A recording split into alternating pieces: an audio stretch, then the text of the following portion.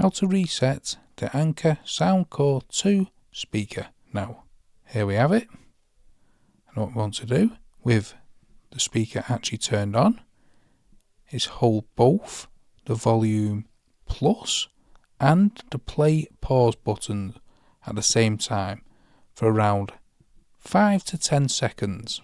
And with the volume plus and the play pause button pressed both together, the Bluetooth button should disappear and the power button should change to red, and it'll make an audio noise. It'll make that for a few seconds and then power down. Then when you turn the Bluetooth speaker back on, it'll be fully reset back to how when you first bought it. So you will need to reconnect any devices to the speaker. So that's how to reset the Anker Soundcore 2 speaker.